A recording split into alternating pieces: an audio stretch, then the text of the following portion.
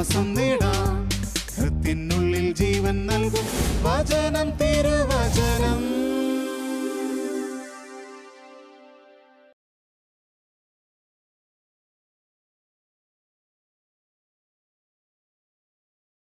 യേശുവിൽ ഏറ്റവും പ്രിയപ്പെട്ട എൻ്റെ സഹോദരി സഹോദരന്മാരെ, ശാലോം ടെലിവിഷൻ്റെ വചനം തിരുവചനം ശുശ്രൂഷയിൽ ഇന്ന് നമ്മൾ ചിന്തിക്കുന്ന വിഷയം എൻ്റെ പാദങ്ങൾ എന്നതിനെ പറ്റിയാണ്. ബൈബിൾ പഠിക്കുമ്പോൾ പരിശുദ്ധാത്മാവ് വ്യക്തമായിട്ട് കാണിച്ചു തരുന്ന ഒരു കാര്യമുണ്ട്. ഒരു ബാഹ്യ മനുഷ്യനുമുണ്ട്, ഒരു ആന്തരിക മനുഷ്യനും ഉണ്ട്. ബാഹ്യ മനുഷ്യൻ എന്ന് പറഞ്ഞാൽ നമ്മൾ പുറമേ കാണുന്ന ഒരു മനുഷ്യൻ്റെ രൂപമാണ്. അവൻ്റെ 2 കൈകൾ, കാലുകൾ, കണ്ണുകൾ, നാവ്, ചെവി ഒക്കെയുണ്ട്. ഇതുപോലെ ഒരു ആന്തരിക മനുഷ്യനും ഉണ്ട്. ആ ആന്തരിക മനുഷ്യന് കണ്ണുകളുണ്ട്, കൈകളുണ്ട്, കാലുകളുണ്ട്, പാദങ്ങളുണ്ട്, ഘ്രാണേന്ദ്രിയങ്ങളുണ്ട്. പരിശുദ്ധാത്മാ അഭിഷേകത്തിന് കീഴിൽ നമ്മൾ ദർശനങ്ങൾ കാണുമ്പോൾ ആന്തരിക മനുഷ്യൻ്റെ കണ്ണുകളിലൂടെയാണ് ദർശനം കാണുന്നത്. അതുപോലെ പരിശുദ്ധ അമ്മയുടെ സുഗന്ധാഭിഷേകം പ്രാർത്ഥനാ വേളകളിൽ ലഭിക്കുമ്പോൾ നമ്മുടെ ആന്തരിക മനുഷ്യൻ്റെ ഘ്രാണേന്ദ്രിയങ്ങളിലൂടെയാണ് ആ സുഗന്ധം നമുക്ക് കിട്ടുന്നത്. ദൈവത്തിൻ്റെ സ്വരം കേൾക്കുന്നതും നമ്മുടെ ബാഹ്യ മനുഷ്യൻ്റെ കാതുകൾ കൊണ്ടല്ല, അത് ആന്തരിക മനുഷ്യൻ്റെ കാതുകൾ കൊണ്ടാണ്. പ്രിയപ്പെട്ട ദൈവമക്കളെ, ഇന്ന് നമ്മൾ വചനത്തിലൂടെ പഠിക്കുന്നത് ആത്മീയ മനുഷ്യൻ്റെ കാലുകൾ, ആന്തരിക മനുഷ്യൻ്റെ കാലുകൾ അല്ലെങ്കിൽ ആന്തരിക മനുഷ്യൻ്റെ പാദങ്ങൾ എന്ന വിഷയത്തെ പറ്റിയാണ്. ഒന്നാമതായിട്ട് പാറമേൽ ഉറപ്പിക്കപ്പെട്ടിരിക്കുന്ന എൻ്റെ പാദങ്ങൾ. 40-ാം സങ്കീർത്തനം അതിൻ്റെ 2-ാമത്തെ തിരുവചനം പറയുന്നു, എൻ്റെ കാലുകളെ അവിടുന്ന് അഗാധമായ ഗർത്തത്തിൽ നിന്നും കുഴഞ്ഞ ചേറ്റിൽ നിന്നും കരകയറ്റി പാറമേൽ ഉറപ്പിച്ചു നിർത്തി. ഞാൻ പാപത്തിൻ്റെ അടിമയായി ജീവിച്ചിരുന്ന കാലഘട്ടത്തിൽ, പാപത്തിൻ്റെ ചേറ്റിൽ ഞാൻ ആണ്ടുകിടന്ന സമയത്ത് നാഥൻ്റെ തുളയ്ക്കപ്പെട്ട കരങ്ങൾ എന്നെ തേടി വരികയും രക്ഷകൻ്റെ സ്നേഹം എന്നെ പൊക്കിയെടുക്കുകയും എന്നെ ചെളിയിൽ നിന്നും പൊക്കിയെടുത്ത് എന്നെ ഉയർന്ന പാറപ്പുറത്ത് നിർത്തിയെന്ന് ദൈവത്തിൻ്റെ വചനം നമ്മെ ഓർമ്മിപ്പിക്കുന്നു. 1 കൊരിന്ത്യർ 10-ാം അധ്യായത്തിൻ്റെ 4-ാമത്തെ വചനത്തിൽ പറയുന്നു, ആ പാറ ക്രിസ്തുവാണ്. That rock was Jesus Christ. Yeshu ക്രിസ്തുവാണ് ആ പാറ. അപ്പോസ്തല പ്രവർത്തനം 4-ാം അധ്യായത്തിൻ്റെ 11-ാമത്തെ വാക്യത്തിൽ പറയുന്നു, വീട് പണിക്കാരായ നിങ്ങൾ ഉപേക്ഷിച്ച് കളഞ്ഞ കല്ല് മൂലക്കല്ലായി തീർന്നിരിക്കുന്നു. ആ കല്ലാണ് രക്ഷയ്ക്ക് കാരണം. മറ്റൊരുവനിലും രക്ഷയില്ല. ആകാശത്തിന് താഴെ നമ്മുടെ ഇടയിൽ നമ്മുടെ രക്ഷയ്ക്കു വേണ്ടി മറ്റൊരു നാമവും നൽകപ്പെട്ടിട്ടില്ല. അതായത് നിങ്ങൾ ഉപേക്ഷിച്ച് കളഞ്ഞ പാറയായ യേശു ക്രിസ്തുവാണ് നമ്മുടെ രക്ഷയെന്ന് പത്രോസ്ലീഹ ഉച്ചത്തിൽ പരിശുദ്ധാത്മാവിൽ നിറഞ്ഞ് പ്രസംഗിക്കുകയാണ്. പ്രിയപ്പെട്ട സഹോദരങ്ങളെ, ധ്യാനങ്ങൾ കൂടിയും പ്രാർത്ഥനകളിൽ സംബന്ധിച്ച് നമ്മൾ മുന്നോട്ട് പോകുമ്പോൾ നമ്മളിൽ അനേകം പേരും താഴെ വീഴാറുണ്ട്. അതിൽ നമ്മൾ ഞെട്ടിപ്പോകേണ്ട കാര്യമൊന്നുമില്ല. ഒരു കുഞ്ഞ് നടക്കാൻ പഠിക്കുന്നത് പോലെയാണത്. 1, 2 അല്ലെങ്കിൽ 5 ധ്യാനം കൂടിയത് കൊണ്ട് മാത്രം ഇന്ന് വരെ വീഴാതെ പോകുന്ന ആരെയും ഞാൻ കണ്ടിട്ടില്ല. നമ്മൾ വീഴുക തന്നെ ചെയ്യും. പക്ഷേ പ്രശ്നം ഇതാണ്, നമുക്കത് അങ്ങ് വരെ അല്ലെങ്കിൽ നമ്മുടെ മരണം വരെ തുടരുന്ന ഒരു കാര്യമായിട്ട് നമുക്കതിനെ കൊണ്ടു നടക്കാൻ പറ്റുകയില്ല. പകരം ആ വീഴ്ച ഒരു സ്ഥലത്ത് വെച്ച് അവസാനിക്കണമെന്ന് ദൈവം ആഗ്രഹിക്കുകയാണ്. പകരം നമ്മൾ സ്ഥിരപ്പെടണമെന്ന് ദൈവം ആഗ്രഹിക്കുന്നു. കുറച്ച് വർഷങ്ങൾ കഴിഞ്ഞിട്ടാണെങ്കിലും നമ്മൾ സ്ഥിരപ്പെടണമെന്ന് ദൈവം ആഗ്രഹിക്കുന്നു. അതിനായിട്ട് ദൈവം ചെയ്യുന്ന കാര്യമാണ് നമ്മുടെ പാദങ്ങളെ പാറയുടെ പുറത്ത് കൊണ്ടുപോയി ഉറപ്പിച്ചു നിർത്തുക എന്ന് പറയുന്നത്. നമ്മുടെ പ്രാർത്ഥനാ വേളകളിൽ നമ്മൾ പ്രാർത്ഥിക്കേണ്ട ഒരു കാര്യം ഇതാണ്, കർത്താവേ, നീയാകുന്ന പാറപ്പുറത്ത് എന്നെ കൊണ്ടുപോയി നിർത്തണമേ. ഒരു മനുഷ്യൻ കാട്ടിൽ വേട്ടയാടാൻ പോയതാണ്. കുറച്ച് കഴിഞ്ഞപ്പോൾ അദ്ദേഹത്തിന് മനസ്സിലായി വലിയ കൊടുങ്കാറ്റ് വരികയാണ്. ഈ കൊടുങ്കാറ്റ് വന്ന സമയത്ത് കാടിൻ്റെ പുറത്തിറങ്ങാൻ അദ്ദേഹത്തിന് പറ്റുന്നില്ല. അദ്ദേഹം അങ്ങോട്ടും ഇങ്ങോട്ടുമൊക്കെ ഓടുന്നെങ്കിലും കാറ്റ് അദ്ദേഹത്തിൻ്റെ പുറകെ തന്നെയുണ്ട്.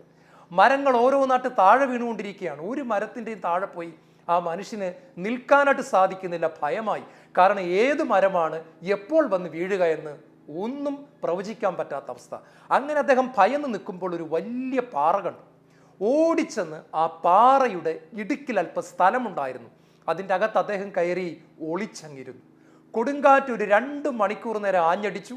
ഒരുപാട് മരങ്ങൾ കടപുഴകി വീണു. ഒരുപാട് ജീവജാലങ്ങൾ ചത്തൊടുങ്ങി. പക്ഷേ പാറയുടെ ഉള്ളിൽ അഭയം കണ്ടെത്തിയിരുന്ന ഈ പാവപ്പെട്ട മനുഷ്യനെ കൊടുങ്കാറ്റിന് സ്പർശിക്കുവാൻ കഴിഞ്ഞില്ല. കാരണം അദ്ദേഹം പാറയുടെ ഉള്ളിലായിരുന്നു. പ്രിയപ്പെട്ട സഹോദരങ്ങളെ, ദൈവത്തിൻ്റെ വചനം പറഞ്ഞത് ഇതാണ്: പ്രലോഭനങ്ങളാകുന്ന കൊടുങ്കാറ്റുകൾ, പ്രശ്നങ്ങൾ, വേദനകൾ, തകർച്ചകൾ നമ്മുടെ നേരെ ആഞ്ഞടിക്കുമ്പോൾ നമ്മുടെ അഭയമായി മാറുന്നത് യേശു ക്രിസ്തു എന്ന പാറയാണ്. പുറപ്പാട് പുസ്തകത്തിൽ മോശ ദൈവത്തോട് വളരെ വിചിത്രമായ ഒരു അഭ്യർത്ഥന നടത്തുന്നുണ്ട്. നമ്മളാരും ചോദിക്കാത്തൊരു കാര്യമാണ്: ദൈവമേ, I want to see your face, അങ്ങയുടെ മുഖം എനിക്ക് കാണിച്ചു തരണമേ. ചില ട്രാൻസ്ലേഷനുകളിൽ അങ്ങയുടെ മഹത്വം എന്നെ കാണിച്ചു തരണമെന്നാണ്. മോശ പറഞ്ഞതിൻ്റെ അർത്ഥം ഇതാണ്: ദൈവമേ, അങ്ങയുടെ കൈകളുടെ പ്രവൃത്തി ഞാൻ കണ്ടിട്ടുണ്ട്, അങ്ങയുടെ കാലുകളുടെ ഓട്ടം ഞാൻ കണ്ടിട്ടുണ്ട്, പകൽ മേഘസ്തംഭമായും രാത്രിയിൽ അഗ്നിത്തൂണായും അങ്ങ് നടക്കുന്നതൊക്കെ ഞാൻ കണ്ടിട്ടുണ്ട്, അങ്ങ് കാറ്റു വീശി കടലിനെ പിളർക്കുന്നത് ഞാൻ കണ്ടിട്ടുണ്ട്, മന്ന വീഴിക്കുന്നത് ഞാൻ കണ്ടിട്ടുണ്ട്. എന്നാൽ അങ്ങയുടെ തേജസ്സാർന്ന മുഖം ഒന്ന് കാണാൻ എനിക്ക് കൊതിയാണ്. കർത്താവേ, നിന്റെ മുഖം, നിന്റെ തേജസ് എന്നെ ഒന്ന് കാണിച്ചു തരണമേ. I am seeking your face, അങ്ങയുടെ മുഖം ഞാൻ തേടും. അപ്പോൾ ദൈവമായ കർത്താവ് അതിന് ഉത്തരം കൊടുത്തതാണ്: മോശേ, നീ നേരിട്ട് എൻ്റെ മുഖം കണ്ടാൽ നീ ചാരമായി പോകും. യു വിൽ ഡൈ, നീ മരിച്ചു പോകും. നീ മരിച്ചു പോകാതിരിക്കാൻ ഒറ്റ കാരണമേ ഉള്ളൂ. നീ എന്ത് ചെയ്യണമെന്നറിയാമോ? നീ ആ കാണുന്ന പാറയുടെ വിള്ളലിൽ കയറി നിൽക്കുക. അപ്പോൾ ഞാൻ നിന്റെ മുൻപിലൂടെ കടന്നു പോകുമ്പോൾ നിനക്കെൻ്റെ മഹത്വത്തിൻ്റെ പുറകുഭാഗം കാണാനായിട്ട് സാധിക്കും.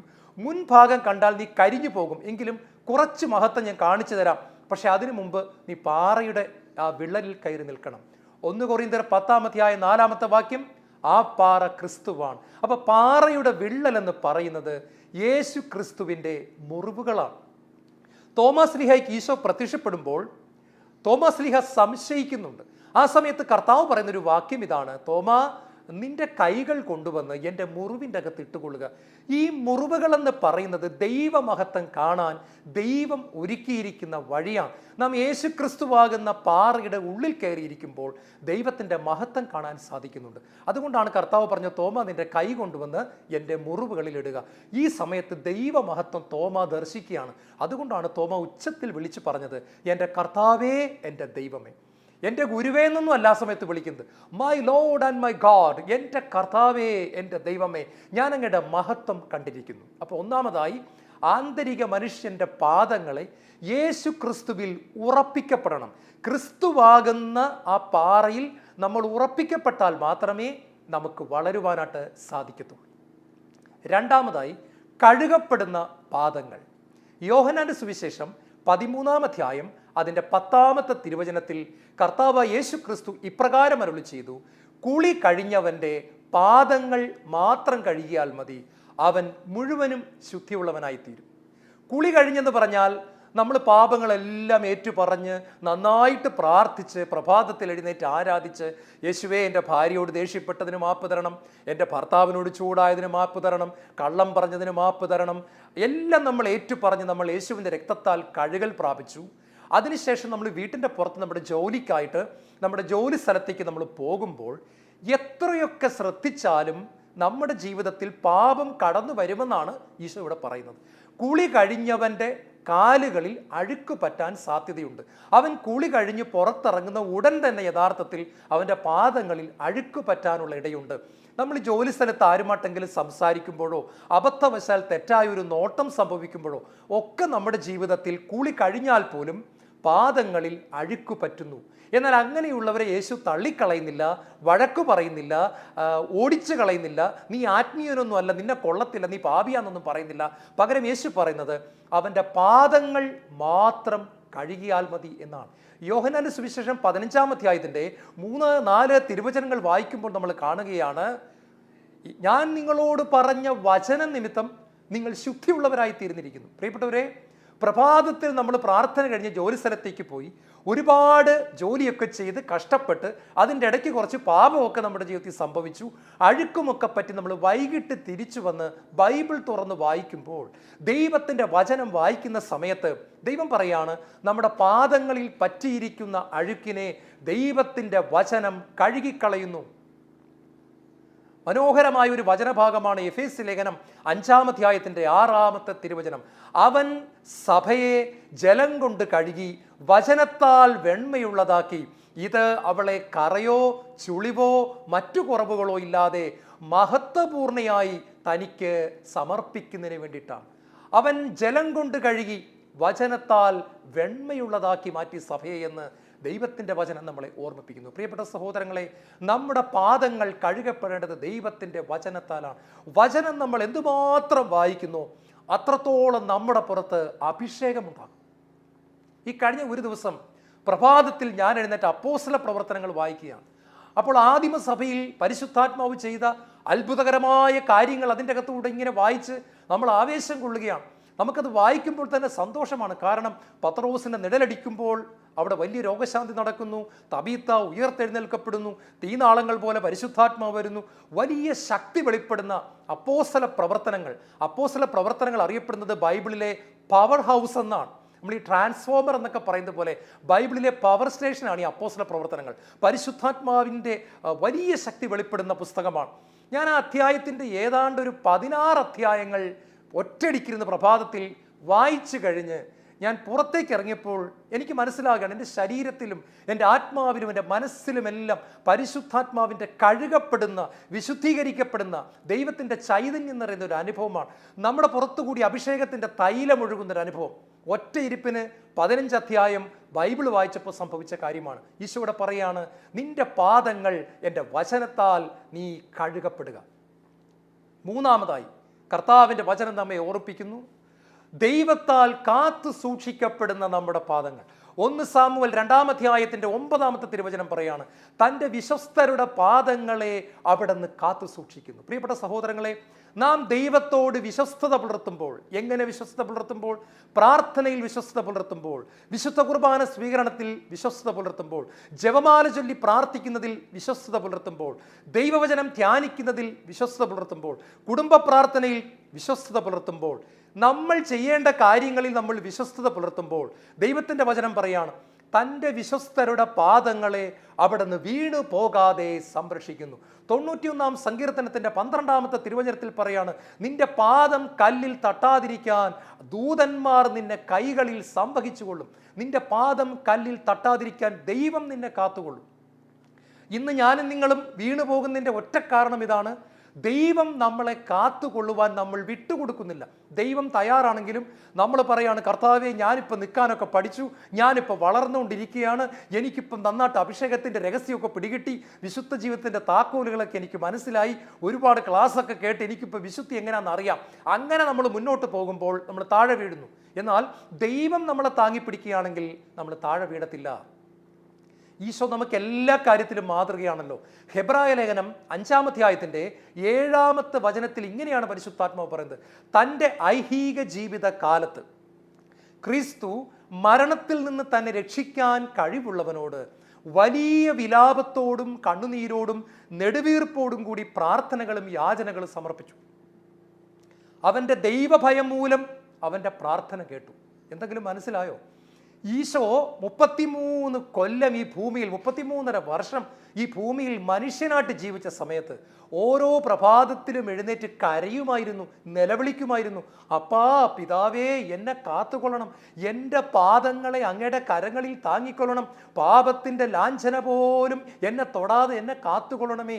കണ്ണുനീരോടുകൂടി പ്രാർത്ഥിച്ചെന്നാണ് പറയുന്നത്. അവൻ്റെ ദൈവഭയം മൂലം അവൻ്റെ പ്രാർത്ഥന കേട്ടു, പാപം അവനെ തൊട്ടില്ല. കാരണം യേശു ദൈവമായിരുന്നിട്ടും ദൈവത്തിൻ്റെ മഹത്വം വിട്ട് നമ്മെപ്പോലെ ഒരുവനായി മാറിയതിനാൽ പ്രലോഭന സമയത്ത് വീണുപോകാൻ ഒരു സാധ്യതയുണ്ടായിരുന്നത് കൊണ്ട് ഈശോ ഓരോ പ്രഭാതത്തിലും നിലവിളിക്കുമായിരുന്നു, പിതാവേ, എൻ്റെ പാദങ്ങൾ വീണുപോകാതെ കാത്തുകൊള്ളണമേ. ഇത് സുവിശേഷങ്ങളിൽ എങ്ങും കാണുന്നില്ല. എന്നാൽ പരിശുദ്ധാത്മാവ് ഹെബ്രായ ലേഖനത്തിൽ നമുക്കിത് മനോഹരമായിട്ട് കാണിച്ചു തരികയാണ്. യേശു എങ്ങനെയാണ് പേഴ്സണൽ പ്രെയർ ചെയ്തത്, വ്യക്തിപരമായിട്ട് പ്രാർത്ഥിച്ചത്. യേശു വെറും കയ്യടിയും പാട്ടും മാത്രമായിരുന്നില്ല. യേശു പ്രഭാതത്തിൽ നിലവിളിക്കുമായിരുന്നു, പിതാവേ, ഇന്നത്തെ ദിവസം ഞാൻ വീണു പോകാൻ പാടില്ല, ഇന്നത്തെ ദിവസം എൻ്റെ ചിന്തയിൽ തെറ്റുവരാൻ പാടില്ല, ഇന്നത്തെ ദിവസം എൻ്റെ നോട്ടം തെറ്റാൻ പാടില്ല, എന്നെ കാത്തുകൊള്ളണമേ. നമ്മൾ നേരത്തെ കേട്ട വചനം 1 സാമുവേൽ 2:9, തൻ്റെ വിശ്വസ്തരുടെ പാദങ്ങളെ അവിടുന്ന് വീണു പോകാതെ കാത്തു സൂക്ഷിക്കുന്നു. നമ്മൾ പ്രാർത്ഥനയിൽ വിശ്വസ്തരായിരുന്നാൽ നാം വീണു പോകാതിരിക്കുന്ന കാര്യം ദൈവം അത്ഭുതകരമായി ചെയ്യുമെന്ന് ദൈവത്തിൻ്റെ വചനം പറയാം. ആദവും ഹവ്വായും വീണു പോയതിന് ഒറ്റ കാരണമേ ഉള്ളൂ, അവർ ജീവന്റെ വൃക്ഷം അതായത് യേശു ക്രിസ്തുവിനെ അവർ ആശ്രയിച്ചില്ല എന്നുള്ളതാണ്. പിതാവ് അവർക്ക് കാണിച്ചു കൊടുത്തു, നിങ്ങൾ എന്നെ ആശ്രയിച്ചാൽ നിങ്ങൾ ഒരിക്കലും വീഴത്തില്ല. നമ്മൾ എന്നാണ് വീഴുന്നതെന്നറിയാമോ? നമ്മൾ എന്നാണോ ദൈവത്തിൽ ആശ്രയിക്കാതിരിക്കുന്നത് അന്ന് നമ്മൾ താഴെ വീഴും. നമ്മൾ എന്നൊക്കെ നന്നായിട്ട് ആശ്രയിച്ച് പ്രാർത്ഥിക്കുന്നുണ്ടോ അന്ന് നമ്മൾ വീഴത്തേയില്ല പ്രിയപ്പെട്ടവരെ. നമ്മൾ മുന്നോട്ട് പോയിക്കൊണ്ട് തന്നെ ഇരിക്കും. അടുത്തതായിട്ട് നമ്മൾ ചിന്തിക്കുന്നത് സുവിശേഷത്തിനുള്ള ഒരുക്കമാകുന്ന പാദരക്ഷകൾ ധരിച്ചിരിക്കുന്ന പാദങ്ങൾ. നാലാമതായിട്ട് നമ്മൾ ചിന്തിക്കുന്നത് ഇതാണ്. എഫേസൂസുകാർക്ക് എഴുതിയ ലേഖനം 6-ാം അധ്യായത്തിൻ്റെ 15-ാമത്തെ വാക്യത്തിൽ പരിശുദ്ധാത്മാവ് പറയാണ്, സുവിശേഷത്തിനുള്ള ഒരുക്കമാകുന്ന പാദരക്ഷകൾ ധരിക്കുവിൻ എന്ന് പറഞ്ഞാൽ ഷൂസ് ധരിക്കുവിൻ. ഷൂസ് ധരിക്കുവിൻ എന്നാണ്. എനിക്കിത് വായിച്ചപ്പോൾ അത്ഭുതം തോന്നുന്നുണ്ട്. കാരണം പുറപ്പാട് പുസ്തകത്തിൽ മോശയോട് ദൈവം പറയുന്നുണ്ട്, നിന്റെ കാലിൽ കിടക്കുന്ന ഷൂസ്, ചെരുപ്പ് അഴിച്ചു മാറ്റുക. എന്നിട്ട് പുതിയ നിയമത്തിൽ എഫേസൂസുകാർക്ക് എഴുതിയ ലേഖനത്തിൽ പറയാണ്, ചെരുപ്പ് ധരിക്കുക അല്ലെങ്കിൽ ഷൂസ് ധരിക്കുക. എന്താണ് ഇതിൻ്റെ അർത്ഥം? മോശേ, ലോകവുമായിട്ട് നിന്നെ ബന്ധപ്പെടുത്തുന്ന നിന്റെ ഷൂസ് നീ അഴിച്ചു മാറ്റുക, പകരം നിനക്ക് ഞാനൊരു പുതിയ ഷൂസ് തരികയാണ്. എന്താണെന്നറിയാമോ?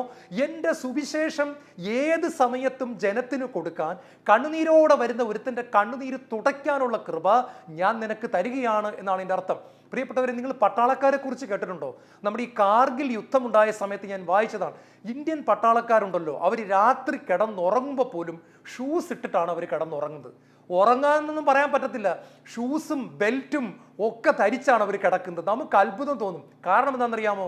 രാത്രിയിൽ ശത്രു രാജ്യം എപ്പോൾ ആക്രമിച്ചാലും ഒരു വലിയ സൈറൺ മുഴങ്ങുന്ന സമയത്ത് എഴുന്നേറ്റ് ഷൂസ് ഇടാൻ സമയമൊന്നുമില്ല. അങ്ങനെ ഷൂസ് ഇടാനും അതിൻ്റെ ലേസ് കെട്ടാനും ഒക്കെ പോയാൽ ശത്രു രാജ്യം വെടിവെച്ച് തകർത്ത് കളയും. അതുകൊണ്ട് എപ്പോൾ സൈറൺ മുഴങ്ങുന്നോ അപ്പോൾ ചാടി എഴുന്നേറ്റ് യുദ്ധത്തിന് പോകുന്ന തരത്തിൽ ഷൂസ് ഇട്ടുകൊണ്ടാണ് ഈ പാവം പട്ടാളക്കാരി യുദ്ധസമയത്ത് കിടന്നുറങ്ങുന്നത്. ഇതിനെ ഓർമ്മിപ്പിച്ചുകൊണ്ടാണ് പൗലോസ്ലീഹായിലൂടെ ദൈവത്തിൻ്റെ പരിശുദ്ധാത്മാവ് പറയുന്നത്, സാത്താൻ ഏത് സമയത്ത് ദൈവജനത്തെ ആക്രമിക്കാൻ എഴുന്നേറ്റാലും നീ ഒരു ഷൂസ് ധരിച്ചുകൊണ്ട് അവനെതിരെ യുദ്ധം ചെയ്യാൻ തക്കവണ്ണം, യേശുവിൻ്റെ നാമത്തിൽ നീ പടയാളിയാകത്തക്കവണ്ണം, നീ ഒരു പട്ടാളക്കാരനാകത്തക്കവണ്ണം, വിട്ടുപോ സാത്താനെ എന്ന് പറയത്തക്കവണ്ണം നീ ഒരുക്കമുള്ളവനായിരിക്കണമെന്ന് ദൈവത്തിൻ്റെ വചനം നമ്മളെ ഓർമ്മിപ്പിക്കുകയാണ്. പലപ്പോഴും ചിലരെങ്കിലും പറഞ്ഞു കേട്ടിട്ടുണ്ട്, യേശുക്രിസ്തുവിൻ്റെ രണ്ടാമത്തെ വരവ് ഇപ്പോഴെങ്ങാനും സംഭവിച്ചാൽ ഞാൻ ഓടി കുമ്പസാരക്കൂട്ടിൽ പോകുമെന്ന്. അങ്ങനെ പറയുന്നതിൽ തെറ്റൊന്നുമില്ല, പക്ഷേ ഒരർത്ഥത്തിൽ തെറ്റുമുണ്ട്. കാരണം നമുക്ക് അന്നേരം കുമ്പസാരക്കൂട്ടിൽ പോകാൻ സമയം കിട്ടത്തില്ല. കാരണം ദൈവത്തിൻ്റെ മക്കളെല്ലാം എടുക്കപ്പെടും, ജീവനോടെ ശരീരത്തോടുകൂടി മരണം കാണാതെ എടുക്കപ്പെടുമ്പോൾ വൈദികരൊക്കെ അങ്ങ് എടുക്കപ്പെടും. കുമ്പസാരിപ്പിക്കാനൊന്നും ഇവിടെ ആളൊന്നും കാണത്തില്ല. മാത്രമല്ല നമ്മൾ ഒരുങ്ങിയിരിക്കണമെന്നാണ് കർത്താവ് പറയുന്നത്. സുവിശേഷത്തിനുള്ള ഒരുക്കം, അതായത് നമ്മളൊരു ബസ്സിൽ വെച്ച് വേദനിക്കുന്ന ഒരു വ്യക്തിയെ കണ്ടാൽ പോലും ആ വ്യക്തിയോട് ഈശോയെപ്പറ്റി പറയത്തക്കവണ്ണമുള്ള ഒരു ബലവും ഒരു ധൈര്യവും ഒരു അഭിഷേകവും നമ്മുടെ പുറത്ത് ഉണ്ടായിരിക്കണമെന്ന് കർത്താവിൻ്റെ വചനം നമ്മളെ ഇന്ന് ഓർപ്പിക്കുകയാണ്. സുവിശേഷത്തിനുള്ള ഒരുക്കമാകുന്ന പാദരക്ഷകൾ ധരിക്കും. നമ്മൾ ഒരുങ്ങിയിരിക്കണമെന്നാണ് കർത്താവ് പറയുന്നത്. അഞ്ചാമതായിട്ട് ഓടുന്ന കാലുകൾ എന്ന് ദൈവത്തിൻ്റെ വചനം പറയുന്നു. റോമാക്കാർക്ക് എഴുതിയ ലേഖനം 10-ാം അധ്യായം അതിൻ്റെ 15-ാമത്തെ വാക്യം പറയാണ്, സുവിശേഷം പ്രസംഗിക്കുന്നവരുടെ പാദങ്ങൾ എത്ര മനോഹരം. റോമ 10:15. സുവിശേഷം പ്രസംഗിക്കുന്നവരുടെ പാദങ്ങൾ എത്ര മനോഹരം. യെശയ്യായിലൂടെയാണ് ദൈവം ഈ വചനം ആദ്യമായിട്ട് പറയുന്നത്. പ്രിയപ്പെട്ട സഹോദരങ്ങളെ, ദൈവത്തെക്കുറിച്ച് ഒരു മനുഷ്യനോട് പറഞ്ഞു കൊടുക്കുന്ന പാദങ്ങൾ വളരെ മനോഹരമാണ് എന്നാണ് കർത്താവിൻ്റെ വചനം പറയുന്നത്. ഈ കൊച്ചു ത്രേസ്യ പുണ്യവാളത്തിയുടെ ജീവചരിത്രം വായിക്കുമ്പോൾ അതിൻ്റെ അകത്ത് കൊച്ചു ത്രേസ്യ പുണ്യവാളത്തി ഒരു കാര്യം പറയുന്നുണ്ട്. ഞാൻ കോൺവെൻറ്റിൽ വന്നപ്പോൾ ആദ്യം വിചാരിച്ചിരുന്നത് ഈശോയെ സ്നേഹിക്കാൻ വേണ്ടി മാത്രമാണ് ഞാൻ കോൺവെൻറ്റിൽ വന്നതാണ്. അത് കഴിഞ്ഞപ്പോൾ എനിക്ക് തോന്നി തുടങ്ങി വിശുദ്ധയാകാൻ വേണ്ടിയിട്ടാണ് കോൺവെൻറ്റിൽ വന്നത്. ഏറ്റവും അവസാനം എനിക്ക് മനസ്സിലായി സുവിശേഷം കൊടുക്കാനാണ് ഞാൻ കോൺവെൻറ്റിൽ വന്നത്. പ്രിയപ്പെട്ട സഹോദരങ്ങളെ, ഓർത്ത് നോക്കിക്കേ, കോൺവെൻറ്റിൻ്റെ ഈ മതിൽക്കെട്ടിൻ്റെ പുറത്ത് പോയി ഒരാളോട് പോലും ഈശോയെപ്പറ്റി പ്രസംഗിക്കാൻ സാധിക്കാതിരുന്ന ഈ വലിയ വിശുദ്ധ പറയുകയാണ്, സുവിശേഷം പ്രസംഗിക്കുക എന്നുള്ളതാണ് എൻ്റെ വലിയ ദൗത്യമെന്ന് ഞാൻ തിരിച്ചറിയുന്നു. അമേരിക്കയിൽ ഒരു സ്ഥലത്ത് പെട്രോൾ അടിക്കുന്ന ഒരു ചെറുപ്പക്കാരനുണ്ട്. ആ ചെറുപ്പക്കാരൻ്റെ പേര് ബോബ് എന്നാണ്, വെള്ളക്കാരനാണ്. യേശുവിനോട് വലിയ സ്നേഹമാണ്. പ്രസംഗിക്കാൻ അറിയത്തില്ല, പാട്ട് പാടാൻ അറിയത്തില്ല, കൗൺസിലിംഗ് കൊടുക്കാൻ അറിയത്തില്ല, യാതൊന്നും അറിയത്തില്ല. അതിനാകപ്പാട് എന്ത് ചെയ്യുമെന്നറിയാമോ? ഈ പെട്രോൾ അടിക്കാൻ വരുന്ന വ്യക്തിക്ക് യേശുവിനെ കൊടുക്കാൻ വേണ്ടി അദ്ദേഹം കണ്ടുപിടിച്ചൊരു മാർഗം, അദ്ദേഹത്തിൻ്റെ ടീഷർട്ടിൽ അദ്ദേഹം ഇട്ടിരിക്കുന്ന ഉടുപ്പിൻ്റെ മുൻവശത്തും പുറകുവശത്തും അദ്ദേഹം മനോഹരമായിട്ട് എഴുതി വെച്ചിരിക്കുകയാണ്. എന്താണെന്നറിയാമോ? Give your car to Bob and your heart to Jesus. എന്ന് വെച്ചാൽ നിങ്ങളുടെ കാറ് ബോബിൻ്റെ കയ്യിൽ കൊടുക്കുക, ബോബ് അതിൽ പെട്രോൾ ഒടിച്ചു തരും. നിങ്ങളുടെ ഹൃദയം നിങ്ങൾ യേശുവിന് കൊടുക്കുക, യേശു അതിൽ വിശുദ്ധിയും പരിശുദ്ധാത്മാവും ദൈവിക പ്രകാശവും നിറച്ചു തരും. യേശുവിൽ ഏറ്റവും പ്രിയപ്പെട്ടവരെ, എനിക്കിത് ആദ്യം കേട്ടപ്പോൾ തോന്നി, എൻ്റെ പൊന്നെ, ഒരു ടീഷർട്ടിൻ്റെ അകത്ത് ഇങ്ങനെ എഴുതിയിട്ടത് കൊണ്ട് മാത്രം ആരെങ്കിലും മാറുമോ? പക്ഷേ അവിടുത്തെ ഈ സംഭവത്തെക്കുറിച്ച് കൂടുതലായിട്ട് അറിഞ്ഞപ്പോൾ മനസ്സിലായി, ഏതാണ്ട് 250ഓളം വ്യക്തികൾ ഇദ്ദേഹത്തിൻ്റെ സന്തോഷം നിറഞ്ഞ മുഖവും സ്നേഹം നിറഞ്ഞ പെരുമാറ്റവും ഈ ടീഷർട്ടിൽ എഴുതിയിരിക്കുന്ന യേശുവിൻ്റെ വചനവും കേട്ടുകൊണ്ട് യേശു ക്രിസ്തുവിനെ തിരിച്ചറിയാൻ ഇടയായി തീർന്നു. കാണുക, ഒരു മനുഷ്യൻ അവനറിയാവുന്ന തരത്തിൽ യേശുവിനെ കൊടുക്കുകയാണ്. സുവിശേഷം പ്രസംഗിക്കുന്നവരുടെ പാദങ്ങൾ എത്ര മനോഹരം. അമേരിക്കയിൽ തന്നെയുള്ള മറ്റൊരു ഡോക്ടറുണ്ട്, അദ്ദേഹം ഒഫ്താൽമോളജിസ്റ്റാണ്, കണ്ണ് ഡോക്ടറാണ്. അദ്ദേഹത്തിന് പ്രസംഗിക്കാൻ അറിയത്തില്ല. അദ്ദേഹം ആകെ ചെയ്യുന്നതെന്നറിയാമോ? ഈ കാറ്ററാക്റ്റ് ഒക്കെ സർജറി കഴിഞ്ഞിട്ട് കീറിക്കഴിഞ്ഞിട്ട് ഈ പേഷ്യൻറ്റിൻ്റെ കണ്ണ് ഇങ്ങനെ മൂടിക്കെട്ടി വെച്ചിരിക്കുകയാണ്. അപ്പോൾ അത് ആദ്യമായിട്ട് തുറക്കുമ്പോൾ വായിക്കാൻ പറ്റുമോ എന്നൊക്കെ ഒരു ടെൻഷനുണ്ട്. അന്നേരം എന്ത് ചെയ്യുമെന്നറിയാം, ഈ ഡോക്ടർ ഒരു പേപ്പർ എടുത്ത് ഈ രോഗിയുടെ മുഖത്തിൻ്റെ മുമ്പ് ഇങ്ങനെ വെച്ചു കൊടുക്കും. അപ്പോൾ ഈ നേഴ്സ് വന്ന് ഈ കണ്ണിൻ്റെ കെട്ടടിക്കുമ്പോൾ രോഗി ആദ്യമായിട്ട് ഇങ്ങനെ നോക്കുകയാണ്, കാഴ്ച ഉണ്ടോ ഇല്ലയോ അറിയത്തില്ല. അങ്ങനെ പതുക്കെ കണ്ണ് തുറക്കുമ്പോൾ കാണുന്ന പേപ്പറിൽ എഴുതിയിരിക്കുന്നതെന്നറിയാമോ? ദൈവം സ്നേഹമാകുന്നു, ആ ദൈവം നിങ്ങളെ സ്നേഹിക്കുന്നു, ആ ദൈവത്തിൻ്റെ പേരാണ് യേശു ക്രിസ്തു. അപ്പോൾ ദൈവം ഇല്ലാത്തവനെ കൊണ്ടും ഈ ഡോക്ടർ ഇത് വായിപ്പിക്കുകയാണ്. ദൈവം ഇല്ല എന്ന് പറയുന്നവനും അറിയാതെയാണെങ്കിൽ ഇത് വായിച്ചു പോവുകയാണ്. ദൈവം സ്നേഹമാണ്, ആ ദൈവം നിങ്ങളെ സ്നേഹിക്കുന്നു, ആ ദൈവത്തിൻ്റെ പേരാണ് യേശു ക്രിസ്തു. ഒരു കണ്ണ് ഡോക്ടർക്ക് പ്രസംഗിക്കാൻ അറിയത്തില്ല, ഒന്നും അറിയത്തില്ല, പക്ഷേ അദ്ദേഹം തനിക്കറിയാവുന്നത് പോലെ യേശു ക്രിസ്തുവിനെ കൊടുക്കുകയാണ്. ദൈവം നമ്മളെ വിളിക്കുന്നു സ്നേഹത്തിൻ്റെ ഭാഷയിൽ, മറ്റുള്ളവരെ ആരെയും മുറിപ്പെടുത്താതെ, ആരോടും ഒന്നും അടിച്ചേൽപ്പിക്കാതെ, എളിമയുടെയും സ്നേഹത്തിൻ്റെയും ഭാഷയിൽ യേശു ക്രിസ്തുവിനെ ചൂണ്ടിക്കാണിച്ചു കൊടുക്കാൻ കർത്താവ് എന്നെയും നിങ്ങളെയും വിളിക്കുന്നു. അവസാനമായി ആറാമത്തതായിട്ട്, പിശാചിനെ കാൽ കീഴിലിട്ട് അരച്ചു കളയുവാൻ അഭിഷേകം ചെയ്യപ്പെടുന്ന പാദങ്ങൾ. ഈശോയിൽ ഏറ്റവും പ്രിയപ്പെട്ട ദൈവമക്കളെ, റോമാലേഖനം 16-ാം അധ്യായത്തിൻ്റെ 20-ാമത്തെ വാക്യത്തിൽ നമ്മൾ വായിക്കുകയാണ്, സമാധാനത്തിൻ്റെ ദൈവം ഉടൻ തന്നെ പിശാചിനെ നിങ്ങളുടെ കാൽ കീഴിലാക്കി തകർത്ത് കളയും. അപ്പോൾ നമ്മൾ മനസ്സിലാക്കുക, നിങ്ങളുടെ കാൽ കീഴിലിട്ട് പിശാചിനെ സമാധാനത്തിൻ്റെ ദൈവം ഉടൻ തന്നെ തകർത്ത് കളയും. ഈ ഉടൻ തന്നെ എന്ന് ഇങ്ങനെ കണ്ടപ്പോൾ ഞാൻ ഓർത്ത്, ഇത് എപ്പോഴാണിത്? അതറിയാൻ ഇതിൻ്റെ മുകളിലോട്ട് വായിച്ചു നോക്കിയപ്പോൾ പരിശുദ്ധാത്മാവ് എഴുതി വെച്ചിരിക്കുകയാണ്, നമ്മളുടെ വിശുദ്ധീകരണം സംഭവിച്ച് കഴിഞ്ഞാൽ ഉടൻ തന്നെ അടുത്തത് സംഭവിക്കുന്നത് ശക്തീകരണമാണ്. പിശാച് നമ്മുടെ കാൽ കീഴിൽ അമർന്നു പോകുമെന്ന് ദൈവത്തിൻ്റെ വചനം ഓർപ്പിക്കുന്നു. ലൂക്കാസ് സുവിശേഷം 10-ാം അധ്യായം 19-ാം തിരുവചനം, പാമ്പുകളുടെയും തേളുകളുടെയും ശത്രുവിൻ്റെ സകല ശക്തിയുടെ മേൽ ചവിട്ടി നടക്കാൻ ഞാൻ നിങ്ങൾക്ക് അധികാരം തരുന്നു, ഒന്നും നിങ്ങളെ ഉപദ്രവിക്കുകയില്ല. പ്രിയപ്പെട്ട സഹോദരി സഹോദരന്മാരെ, എത്ര മനോഹരമായ ഒരു പദവിയാണ് ദൈവം നമുക്ക് തരുന്നത്.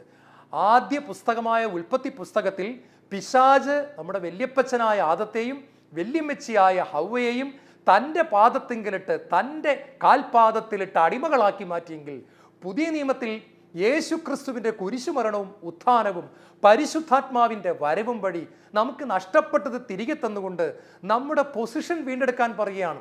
പിശാചിനെ നിങ്ങളുടെ കാൽ കീഴിലാക്കി തകർത്ത് കളയാനുള്ള വലിയൊരു അഭിഷേകം ദൈവം നമുക്ക് തരികയാണ്.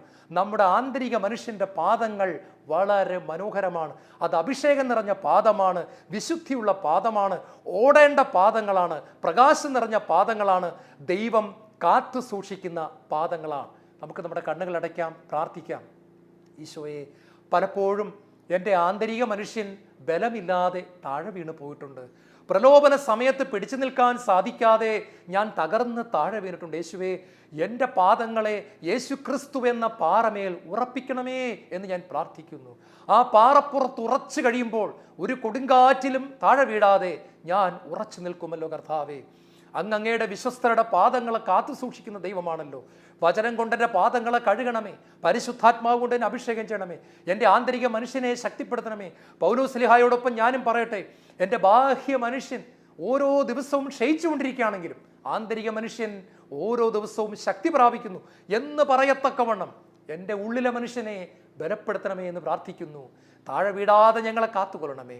യേശുവേ സ്തോത്രം, യേശുവേ നന്ദി, യേശുവേ ആരാധന.